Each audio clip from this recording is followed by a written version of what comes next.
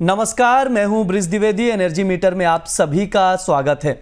एक तरफ युद्ध चल रहा है, अमेरिका और ईरान के बीच तनावपूर्ण स्थिति बनी हुई है, एक दूसरे को धमकी दिया जा रहा है, लगातार हमले किए जा रहे हैं, जिसकी वजह से क्रूड ऑयल के प्राइसेस में हम लोग तेजी देख रहे हैं।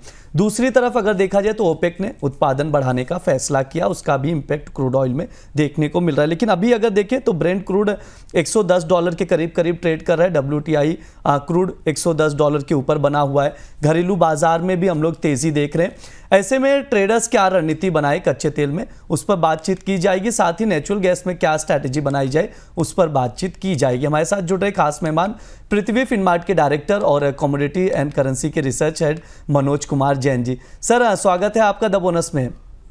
नमस्कार बच्ची। सर, जिस तरह से तनावपूर्ण स्थिति बनी हुई है स्ट्रेट ऑफ हॉर्मुज को लेकर, नरक बना देंगे, ईरान को तबाह कर देंगे, पावर प्लांट पर हमला करेंगे, ब्रिज को उड़ाने की धमकी दी जा रही है, मंगलवार शाम तक की डेडलाइन दी गई है। ईरान भी उस पर रिएक्शन दे रहा है अपनी तरफ से कि पूरी तरह से सप्लाई को ठप कर दिया जाएगा। इसे कैसे देखते हैं सर क्रूड ऑयल के लिहाज से? और साथ ही आपसे ये भी समझना चाहूँगा, ओपेक प्लस ने भी प्रोडक्शन बढ़ाने का फैसला लिया है, तकरीबन 2 लाख बैरल प्रतिदिन अतिरिक्त उत्पादन बढ़ाने का फैसला लिया। लेकिन ये बेसिकली प्राइस को कंट्रोल करने के लिए लिया गया, लेकिन उत्पादन धीरे धीरे हालात को देखकर बढ़ाया जाएगा। सर, ये 2 ट्रिगर्स को कैसे देख रहे हैं और इनका इम्पैक्ट कैसे देख रहे हैं क्रूड ऑयल के प्राइसेस पे? देखिए ब्रिज जी, सबसे बड़ा ट्रिगर तो यहाँ पे यूएस और ईरान का वॉर ही है। और जिस तरह से जो यहाँ पे वॉर एस्केलेट हुआ है और जो स्टेटमेंट्स आ रहे हैं वो लगातार यहाँ पे कच्चे तेल की कीमतों को सपोर्ट कर रहे हैं। दूसरा यहाँ पे जो ट्रिगर पॉइंट है वो स्ट्रेट ऑफ हॉर्मुज है, जो सबसे बड़ा चोक पॉइंट बना है और पूरी दुनिया की नजर अभी उसी चोक पॉइंट के ऊपर है कि कब वहां से ऑपरेशन जो है नॉर्मलाइज होंगे।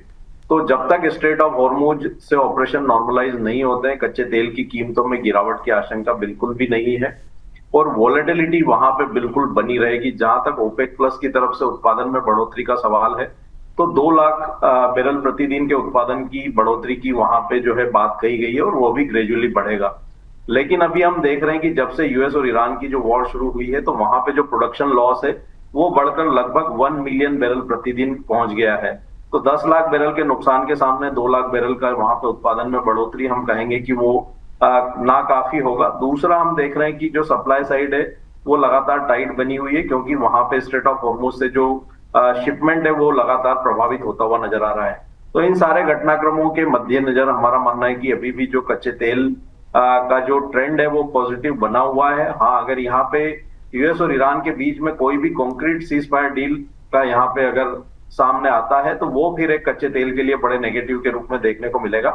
लेकिन तब तक यहाँ पे रणनीति जो है बाय एंड डिप्स की रखना चाहिए। हमारा मानना है कि डाउन साइड में यहाँ पे कच्चे तेल के लिए $104 जो है WTI के लिए काफी महत्वपूर्ण सपोर्ट रहेंगे। वहीं ऊपर में 119, 120 वो एक लेवल फिर से रिटेस्ट हो सकता है। तो WTI में MCX अप्रैल कॉन्ट्रैक्ट में 10,100 के स्तर मिलते हैं डिप्स में, तो बाय करना चाहिए। 9,640 का एक स्टॉप लॉस लगाएं। क्लोजिंग बेसिस पे स्टॉप लॉस लगाने की सलाह रहेगी। टारगेट वहां पे 10,900 तक के रहें। ठीक है, सर की ओर से खरीदारी की सलाह दी जा रही क्रूड ऑयल में। डीप पर लॉन्ग करें, 10,100 पर लॉन्ग करके चल सकते हैं, 10,900 तक के टारगेट के लिए 9,640 का स्टॉप लॉस लगाएं। ये सर का व्यू है, यानी यहाँ से क्रूड ऑयल में और उछाल देखने को मिल सकता है, ये सर की राय है। सर, नेचुरल गैस की ओर भी रुक कर लेते हैं। 263 का भाव चल रहा है करीब करीब नेचुरल गैस का। प्रेशर देखने को मिल रहा है। क्या सर यहाँ से नेचुरल गैस में और गिरावट की संभावना नजर आ रही है या उछाल आएगा? नेचुरल गैस पे चर्चा करने के पहले एक चीज और यहाँ साफ करना चाहते हैं कि कच्चे तेल में कोई भी अगर आप लॉन्ग की पोजीशन ले रहे हैं और वहां पे अगर कोई भी सीज फायर की न्यूज अपडेट होती है, तो फिर वहां पे आपको कच्चे तेल में अपना स्टॉप लॉस जो है वो बिल्कुल लगा करके रखना है। क्योंकि अगर कोई भी ऐसा ट्रिगर आएगा सीज फायर को लेकर के, तो वो निश्चित रूप से एक बड़ा नेगेटिव होगा कच्चे तेल के लिए। जहां तक नेचुरल गैस का सवाल है, तो हम देख रहे हैं कि ये वेदर ड्रिवन कमोडिटी है और जिस तरह से वहां पे वार्मर वेदर के जो फोरकास्ट आ रहे हैं यूएस के, उसके चलते हमने देखा था कीमतों में लगातार दबाव था।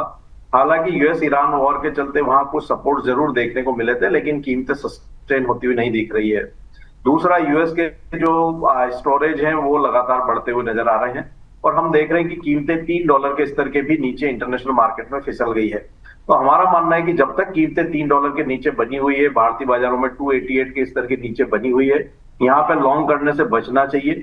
एक माइनर जो सपोर्ट है वो यहाँ पे देखने मिल सकता है $2.8 इंटरनेशनल मार्केट में और 255 भारतीय बाजारों में। अगर 255 के सपोर्ट लेवल होल्ड होते हैं तो एक हम कह सकते हैं कि पुलबैक जो है वो 275 280 तक देखने को मिल सकता है। लेकिन अगर 255 के नीचे अगर कीमतें फिसलती है तो फिर वहां पे और भी जो है गिरावट की संभावनाएं बनती हुई नजर आएगी। तो 255 के सपोर्ट्स लेवल पे ध्यान रखना चाहिए। हालांकि यहाँ पे कोई रणनीति नहीं है ट्रेड के लिहाज से, लेकिन अगर आपने लॉन्ग की पोजीशन बना रखी है तो 255 का एक स्ट्रिक्ट स्टॉप लॉस रखना चाहिए। और अगर वहां पे अगर आपके पास लॉन्ग की पोजीशन है तो ऊपर में कहीं भी 275 280 की रेंज में निकलने की भी सलाह रहेगी। जी ठीक है, ये सर की राय है नेचुरल गैस को लेकर, तो उसके अकॉर्डिंग आप लोग स्ट्रैटेजी बनाकर चल सकते हो। ध्यान रहे खबरों पर जरूर नजर बनाकर रखें। जिस तरह से सर 45 डेज का सीज फायर का बातचीत चल रही है, टर्की हो गया, पाकिस्तान हो गया, इन कंट्रीज की ओर से प्रयास भी किया जा रहा है, तो इस पर जरूर नजर रखें। Right sir?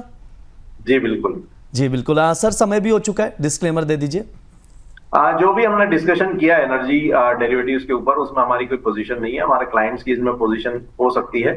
ट्रेडर्स और निवेशकों को यही सलाह रहेगी कि वो अपनी जो भी निवेश या ट्रेड की रणनीति बना रहे हैं अपने सेबी रजिस्टर्ड वित्तीय सलाहकार की सलाह से ही बनाए। जी सर, हाँ बहुत बहुत शुक्रिया सर आज की चर्चा में जुड़ने के लिए।